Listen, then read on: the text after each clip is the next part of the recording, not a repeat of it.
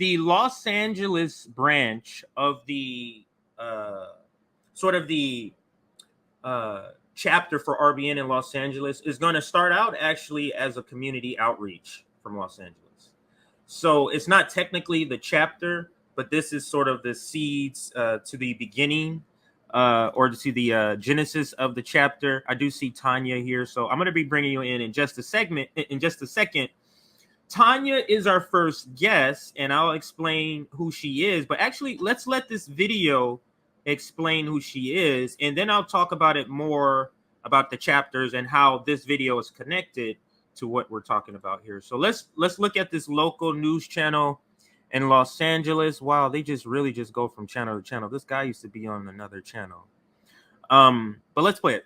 It's a story we really love because it is an extraordinary Watts resident who's really just devoted her whole life to the community, and her goal is to try to get troubled kids back on the right track. Yeah, what started as a boxing gym to help keep them out of gangs has actually transformed into her life's calling, and it has also grabbed the attention of some of the biggest names in Hollywood. Haley Winslow has this Black History Month highlight. Dressed in lab coats and onesies and armed with markers, microscopes, and National Geographics, the next Armstrong and Da Vinci. These future leaders are part of an after-school program for kids in Watts. We connect with the teachers. They send us over their schedule, so we know what they have, what their struggles are, and what's their strengths, so we can pair them up with another kid so they can show them their strengths, and then they can lift them up. Tanya Dorsey started Watts Community Corps in November 2019 as a boxing gym at Nickerson Gardens, a way for at-risk youth to release tension. COVID hit, and Dorsey started feeding the kids and their parents who would otherwise go hungry. It quickly turned into a feeding program with a weekly line of about 700 people wrapped around the block, with help from a Food for Less partnership and a few stars. Who knew? I remember you asked me once before, who did I know or would I ever imagine being close with Brad or Flea? I will never, ever imagine me rubbing elbows with these stars, but their family. You're more than rubbing elbows. I saw you hugging him. Yep, the Brad Pitt, or as Dorsey calls him, Pitts. It's a funny joke to us. That's what we do, and he cracks up. I'm just in on the 105, so I'm probably about 5 to 7 minutes. We were there in the summer of 2020 when Mr. Hollywood came barreling through the back in a box truck full of baskets so Watts residents could wheel home their groceries. He secretly did it every week, along with actress Monet Mazer, who serves on the nonprofit's board, and Flea from Red Hot Chili Peppers, who just held an auction for the nonprofit at his home. I like being connected. And so the people that are coming today to receive food, they're in a very humble and vulnerable position. He also hears us when we need him for advice and everything. He's family, so he comes here, him and his wife. While still regularly giving away food, WCC recently moved next door to transform the top of this gray duplex on East 112th into a safe after-school place for kids to thrive. With help from other volunteers, Dorsey counsels and ministers to the kids and inspires them through art, math, and science. This is our research and development room. We want the kids to come and explore and go deep into DNA. Are there gems in here? Absolutely. And that's their first kit of assignment. We have the lab coats starting them off with being with NASA. Rocket scientists. Yes. Watts Community Corps also hosts toy and clothing drives, giving away diapers and other necessities. So the kids get some shoes. Dorsey still offers boxing and even skateboarding at this local skate park where kids used to just run up and down the ramps. All thanks to donations from the community and this Watts woman who juggles 4 side jobs to selflessly give back to the community where she was born and raised and help at-risk youth realize their dreams. A lot of people grow up and they still don't know who they are to even know what they want to do. So when we find out who we are on the inside, then we can put it out there and display it in our works. With it being Black History Month, what is your message to kids here in Watts? Just learn the history. Every time you hear a story and you get connected to the story as why that person was deemed a Black history hero, then it will have you appreciating life. Then you will find your niche to see how you can change the world. Just like you're doing. Thank you. In Watts, Haley Winslow, Fox 11 News. Love that story. You know, when you let your light shine that way, you know, it I don't need their commentary. So thank you for the video, KTLA. I think that's the name of the news organization. But let's bring in that lady you saw on the screen there. They're being interviewed. I think they called her Tanya, but it's Tanya Dorsey. Let's bring. Is Tanya? Okay, she has her camera off. Oh, Tanya, I'll wait. I think she went somewhere. Let me check the chat. She may have went somewhere. All right, so I'll wait to bring her in, but I'll also go to the next slide, which is the website. Let's talk more. And JB, when she gets here, you can just pop her in. I mean, when she turns off her when she turns on her camera, she may have went to the restroom or something. You can just pop her in. But here is the website. So so let me further explain what's happening. How this is connected to RBN and the Los Angeles Community Outreach program that we're going to be launching in November. That's our first campaign. Where is it at? Okay, let me scroll this up a little bit. So how we're going to launch the organization in Los Angeles. We're gonna first launch by supporting already established groups, already established programs that we deem as programs that are trying to meet the material needs of people. Watts Community Corps is one of those organizations. There's like 3 organizations we're going to be working with. But Watts Community Corps is the one we're going to be working with when we do the work in Nickerson Gardens or Watts. That's where this organization is based. And let me read a little bit about, or I'm sorry, this is section here, right here. Just who they are, so you get that part here. So here, Watts Community Corps is a 501c3 nonprofit committed to making a difference in Nickerson Gardens and the surrounding areas of Watts. We truly care about our community and offer a number of invaluable resources to youth and family. Our services, from food relief to education, safe spaces for youth, positively impact the lives of the Watts greater community on a daily basis. And the way how I got even connected with this organization, and this is the same organization, if those for you who have been watching RBN for a while, we did a fundraiser last Christmas to provide, I think we did 21, the goal was 20 $50 gift cards to provide to families, and I knew about this upcoming event where they were giving out food and clothes and stuff like that for Christmas, and it was this organization. So I met up with them. After the fundraiser, we raised a little more than we needed to. She may be having. Okay, there she goes. All right, so I do want to give you the proper introduction. So this is the director of the Watts Community Corps. I meant to take this one out. Of the Watts Community Corps, this is Tanya Dorsey. How are you doing? I'm wonderful now. It's like crazy. This technology is acting up this morning. Hello, well, everyone. I'm grateful to be here on this morning. Right. So good that you were able to still get it, because sometimes we have connection issues. It's not you. Don't think that it's you. It always happens with this system that we're using. So, but we showed people, we showed our audience a video, like a local news organization interviewing you and talking about the organization. And then I was just showing people your website. But from your own mouth, can you talk about your organization, what it does, and why you started to do the work that you're doing? Amazing. I can definitely elaborate. How we got started was a local boxing gym. It was a no contact boxing is what we decided to do, because we are forever facing kids that's going through trauma, anger issues, and bullying. So we were basically trying to teach them how to redirect their anger. And that fighting is not always the answer, but sometimes when you fall back and breathe the right way, then you can find out that it can be channeled you can find a better way to cope with that anger or frustration that you're dealing with.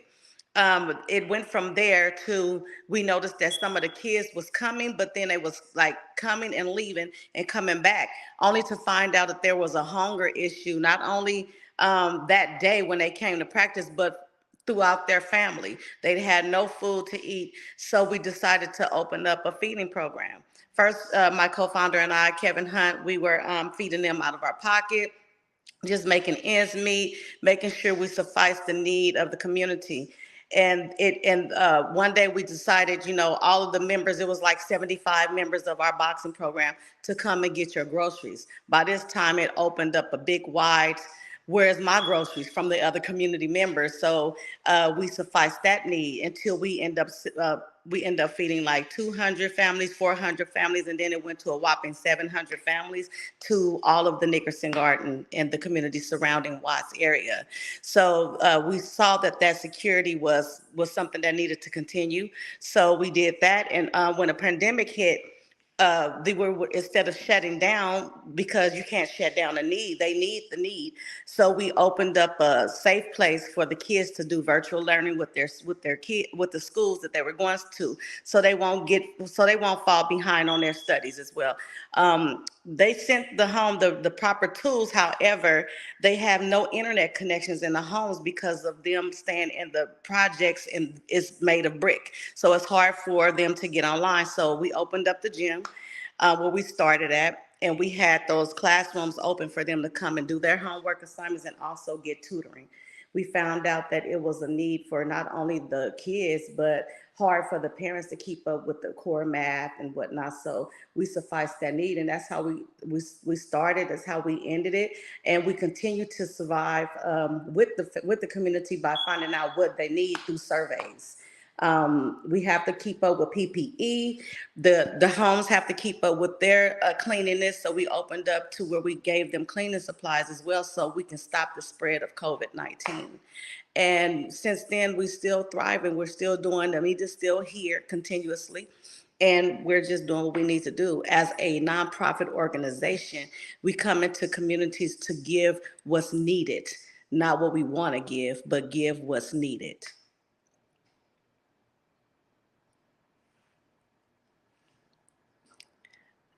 I can't hear your question. You're muted.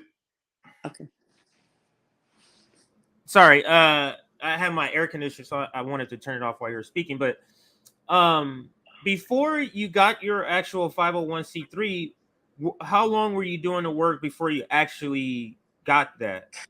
For a year. We started a year before our 501c3 kicked in. Thanks to the Go campaign, they saw the work that we were doing. So we basically had a meeting with them, and they gave us our first grant of $25,000 so we can do that. But that was after we had already put in our monies for feeding the community. And one of their representatives, Michelle Casca, came and saw what we were doing and was like, oh, can I ask, how are you doing this? And we were like, out of our own pockets, working, trying to make sure the ends meet to suffice their needs. And from there, she told Scott Schaefer, which is the founder of Go campaign, and he came, saw, and gave, and we've been friends and connected ever since then, and they continue to help us as we need things to be accomplished. So one thing I just found out, or maybe I knew this, and I just, because the work you do is more important than the actual celebrity, that maybe that's why I didn't remember. I had no idea all these celebrities, not all these, but the ones that mentioned, like were helping here. Like, how did people like this? The only person I saw was Brad Pitt. Yeah, how did they find out? Because there's a lot of people help. Like, how did they even find out about your organization? Well, first and foremost, it's cliche to some, but for believers, I have to say that God connects you to who you need in your life at the time to make things happen. But in the way that it went is a part of the food program. We wanted to suffice produce as well, where we met Lauren Hansley. Lauren Hansley is a professional artist. You know about her. She's she owns Summer everything. I want to say it like her, some of everything. Some of everything. That's how she talks, yeah. Yes, and she and I connected because of a hiccup for a community member wanted the produce to come, but didn't really know how to work it. So they didn't show up meeting her, but we were there. So I said, don't worry about it. We'll take care of it. And we let her see the flow of people coming and getting the food. From there, she told Flea about us with the Red Hot Chili Peppers. Right. And Flea was like, Lauren, ask her, is it okay if I can get her number? And she was like, okay. So that connected. I told her, yeah. Flea called me and said, I see all of what you're doing, but I see a missing piece. Can I add to your organization? I said, how so? And he was like, hot foods. So while they're waiting in line for their food, their groceries, it's a hot meal ready for them and we can pass that out. And I said, absolutely, we can do that. So Flea came, joined. He did an 8-week, well, it was technically set up for him to do 8 weeks of that, but it flourished and it was the need. So it went from 8 weeks to 16 weeks, and I believe for another 8 weeks. So after that, then Flea had transitioned into his own career, but he's still here helping and part of the board. As a matter of fact, he did a silent auction for us at his house. It ended at his house. So from there, Thomas is a friend of Flea's, and Thomas is a known professional painter as well. So artist, not just a painter, but just an artist. So he came and saw, he was like, hey, T, can I invite my friend Brad? And I said, yeah, that's fine. Not knowing, I just knew that it was his friend Brad, right? I said, yeah, come on, the more the merrier. Let him see. He said, because Brad can't believe, he said, every time I see you, Thomas, you're talking about this organization, how bomb it is, and they do great work. He said, what makes them different from any other organization? I mean, organization is an organization. He said, Thomas was like, no, this organization, the people walk away with so much stuff, they can barely carry it in their hands. They have to drop it off, go back. And this girl and her organization set up to where the community had the elders staying at home and they go and deliver the food. Yes. So therefore, it's a well-oiled rig. You have to see it. So he was like, I need to see it. So Brad came and he saw, and he was like, T, come here. We got to talk. So he was like, what do you need? And I was like, whatever you feel like you need to bring, because that's what Watts Community Corps is all about. You come and you see how it can be better. It takes a village. Whatever you need, because nonprofit organizations, I wanted to shy away from asking for a need of myself. It's not about me. It's about it's about the community. And it's so many organizations that want to ask for financial gain in their pockets. And I'm just putting it out there. And Watts Community Corps wanted to put that to bed. Like, we're not here to make any money. My co-founder and I, we're still running the program without putting our ticket in. We're not employees. We're founders, and we're here to go and make things happen. So from there, Brad said, you know what, I'm going to bring baskets so they can take away and take what they need, and we'll do that. I said, okay, that's fine. So he did 3 consecutive 8 weeks of that, but he didn't send people. He came himself. Like, this is my woosah, coming to volunteer. Mm-hmm. And why not do it with beautiful people like yourself and your organization? I was like, yes, and ditto. Brad is family now. He still give. He's doing his thing, but I talked to him yesterday. He was like, hey, did you get your donation? I got the donation. Thank you. He's still giving. He's still a part of us.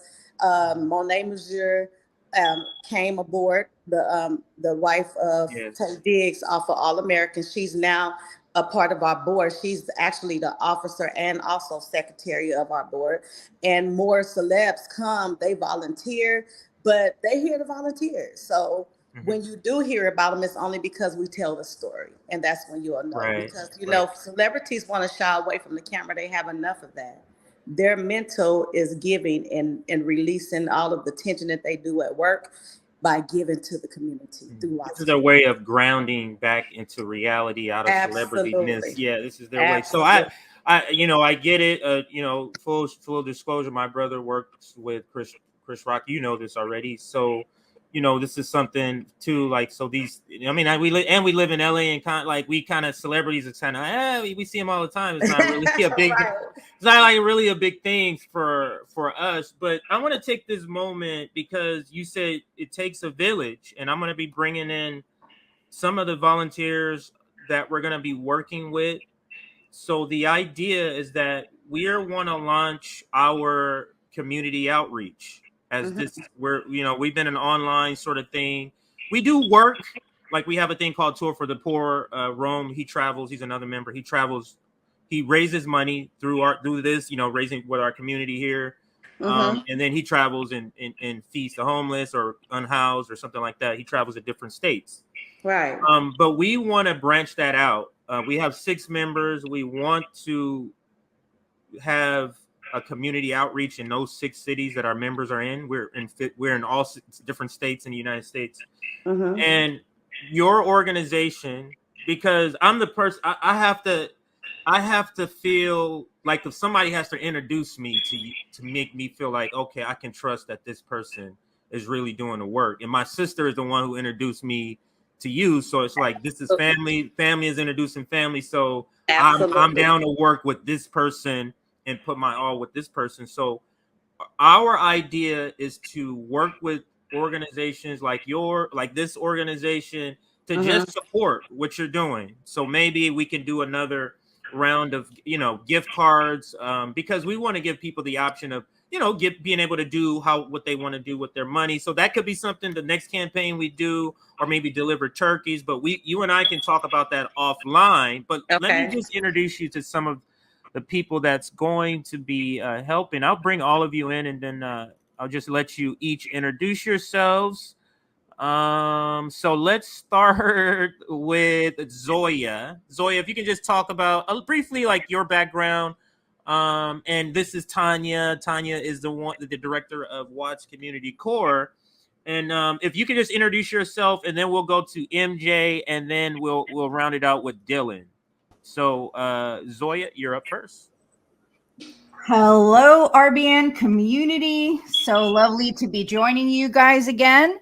My background is an activist since I was a kid. I was involved in environmental actions, marijuana advocacy, anti-war, and many other fields. Also in Los Angeles, I was part of Project Angel Food since I was a teenager.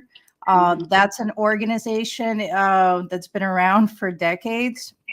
Also really great. They make packaged meals, basically like days of meals that are very nutritionally balanced and healthy for people that are struggling with disabilities and other health issues, and deliver those meals to their house. That's amazing. It's nice meeting you. Nice. Nice to meet you. And let's bring in MJ. MJ, just introduce yourself to the community. I think this is the first time you've been on our live, and Dylan too. So, this is your introduction to the RBN community. Just introduce yourself, and talk about why you wanted to kind of volunteer and do this work in Los Angeles. All right. Hi, everyone. Thank you so much for having me. My name's MJ, and I'm representing the Anti-Imperialist Party, and I'll mention a little bit about that in a bit. But I first want to say thank you so much, RBN, for hosting these summits. So many great panels, so many good topics. When this is done, I'm going to need to go back to the first day and catch up on everything. There's so many good talks. And speaking about these summits really quick, there's no coincidence with the Anti-Imperialist Summit you guys had early this year, and what I'm representing with the Anti-Imperialist Party.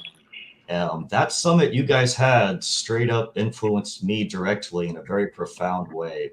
And it influenced my politics as well, to where imperialism, in my opinion, is the primary contradiction for everyone globally.